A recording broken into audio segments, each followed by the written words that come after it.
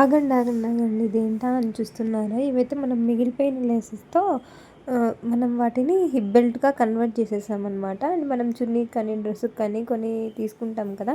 So, మనం బయట కొనాలంటే చాలా ఎక్స్‌పెన్సివ్ ఉంటాయన్నమాట హిప్ బెల్ట్స్.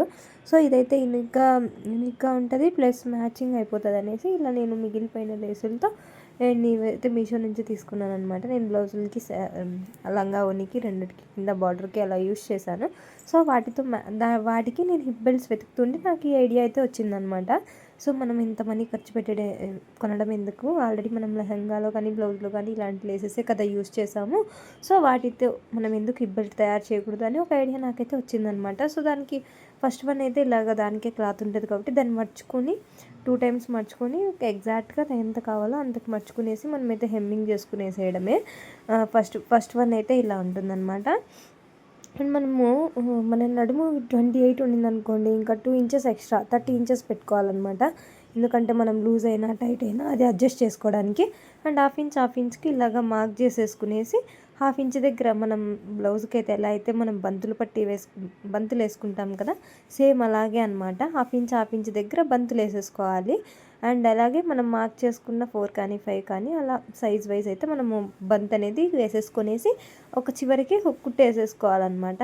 అలా వేసేసుకునేస్తే మనకైతే ఇది ఫస్ట్ హిప్ బెల్ట్ అయితే రెడీ అయిపోతుంది. అండ్ నేను ఇంకొకటి వచ్చేసి ఇంకొక వేలో చేశాను.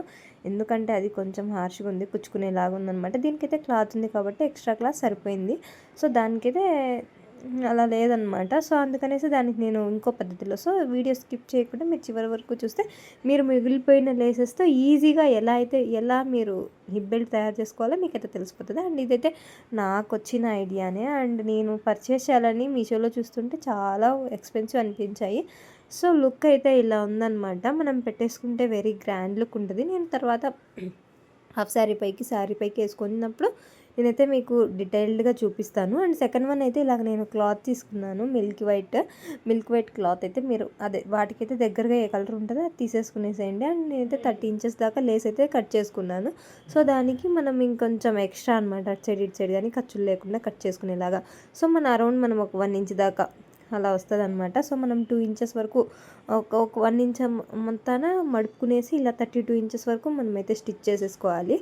లేదంటే 31 అయినా హాఫ్ ఇంచ్ అటు సైడ్ సరిపోతుందన్నమాట. అండ్ దాన్ని కట్ చేసేసి ఇలాగ లూప్ లాగా మనం లూప్ అయితే ఎలా అయితే టర్న్ అవుట్ చేస్తామో అలా చేస్తామన్నమాట. అలా టర్న్ చేసేసి దాని మీద అయితే దీన్ని పెట్టేసి ఇంకొక స్టిచ్ అయితే వేసేస్తామన్నమాట. సో, అప్పుడైతే ఇంకొక హిప్ బెల్ట్ కూడా మనకు తయారైపోతుంది. వాటికి కూడా సేమ్ నేనైతే బ్రా బటన్స్ వేద్దాం అనుకున్నాను. మళ్ళీ అవి ఊడిపోతాయి కదా ఈజీగా. సో, మనకు అంత సెక్యూర్డ్గా అనిపించవు. ఎందుకులే, హుక్స్ అయితే గట్టిగా ఉంటుంది కదా, హుక్స్లు కానీ బంతులు కానీ అనేసి నేను బంతి అయితే నేను వేసేసాను అనమాట. సో, మీకు ఈ ఐడియా ఎలా అనిపించింది కామెంట్ చేయండి.